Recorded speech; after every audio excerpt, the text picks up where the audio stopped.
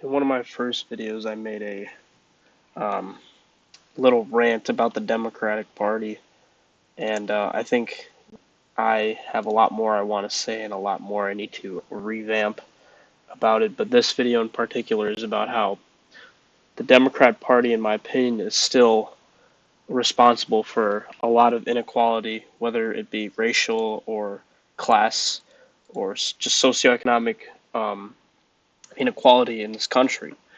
The common attack line of defense from the Democratic Party is, you know, we would be able to achieve affordable housing, you know, good education, good health care, all these things, if it weren't for those Republicans. But time and time again, you take the most, Democratic strongholds, be it San Francisco, Chicago, Philadelphia, Atlanta, um, their problems still persist. All the problems that they complain about that are, according to them, at fault of the Republican Party are still persisting.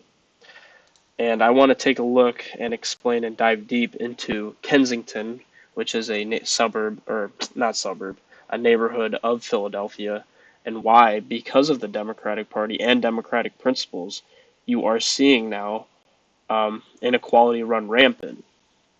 And I read an article and watched a docu-series about, there is a huge, huge problem with Kensington in specific, um, about, um, you know, these policies where they call them like look away policies. A lot of people I've heard them call it, where there's a lot of open air drug use, be it fentanyl, horse tranquilizer, weed, heroin, whatever the case is, that are damaging people's bodies so much, and the response from the law enforcement is just to look away, not even care, just pretend like ignorance is bliss almost for those cops. And I'm not talking about, you know, police brutality or things of that nature. I'm just saying, like, I think it should be illegal to, we can have a different conversation about marijuana, but when you're talking about fentanyl and horse tranquilizer, um, which is like literally just damaging people's bodies, and like there are very vulgar pictures you can look at, but just destroying um, their organs beyond repair. um, that should be addressed. There's a line I draw. We can have the discussion about marijuana another day, but those types of things are just being practiced wide in the open.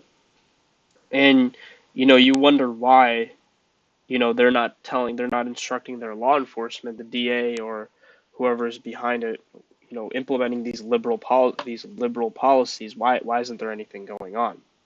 And then you start to dive deeper, and what we see now is that, previously, um, you know, when open air drug use was a lot more um, cracked down on, people used to do it in private, people used to hide, their drugs. But now, and this might be there, this is not, 100% claim in fact, but you can connect the dots to where you have universities like Temple University buying up these very cheap apartment complexes because there's so much open air drug use, where you have a lot of people within the inner city of Philadelphia who, are typically minority, people of color.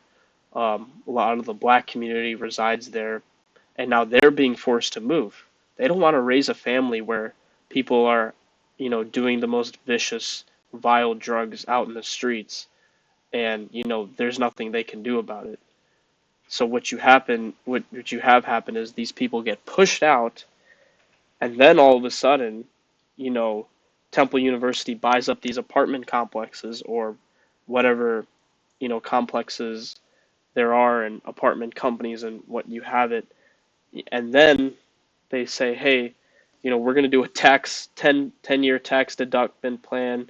You know, you can come here and rent for very cheap and live in the heart of Philly. And now what you have is a bunch of really rich, typically white people move in, you know, and that's just starting up the road of gentrification once again. Now, where you have these black people, they're not even being forced out by the white folks. They're just being forced out by the government. Like, let's just be honest here.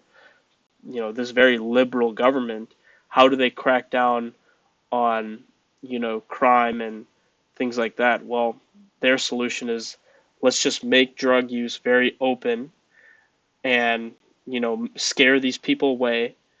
And you have a mass exodus of the black community living in their affordable housing complexes in the inner cities. Now they're leaving, and then all of a sudden, oh, we're going to do a tax rebate, tax deductible plan.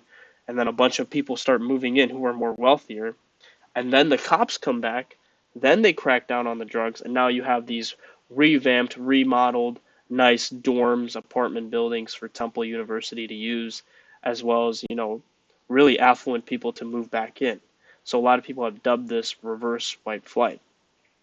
And um, it just pisses me off how the Democrat Party and, those who identify themselves as liberal can stand and say, you know what, we're all for racial equality, we're all for social equality, this and that, like all these buzzwords and things they want to use.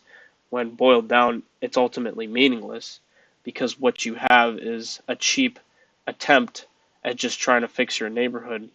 What I also think is a cheap attempt, and this might be a controversial take depending on who you are, but these ideas of harm reduction, they've quite frankly pissed me off.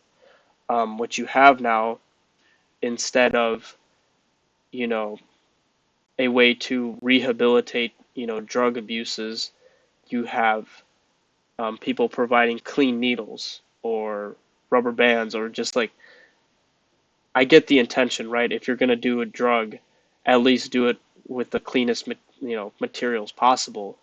But, this is almost just becoming sort of an enabling thing. It's like kind of putting your hands up at defeat. Like, yeah, this is always going to be an issue. Might as well just give them clean needles.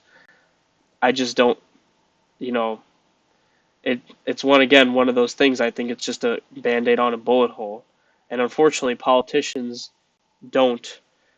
Um, a lot of them serve 2 years, 4 years, and at max 6 years. So they're always, the thought of campaigning is always looming.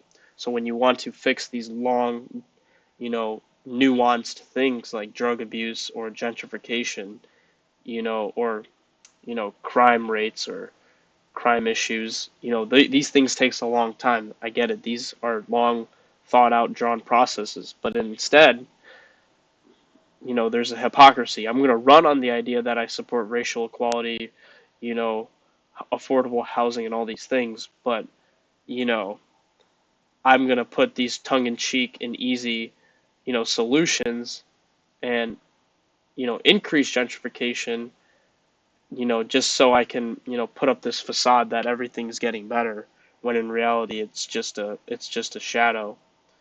Um, so I think it's for lack of a better word, just fucked up what they're doing. And, these are Democrats, these are like liberals. It's like there's just so much hypocrisy that I don't know. Obviously, not all Democrats, not all liberals. I keep making this point, whether I'm talking about Republicans or Democrats. I'm not generalizing, but I'm saying there are very many, and there are a good handful in these cities that are doing these types of things that need to be addressed more. I'll leave the documentary in the description below, and I really think you guys should check it out. But with that being said, thank you for watching, and I will see you tomorrow.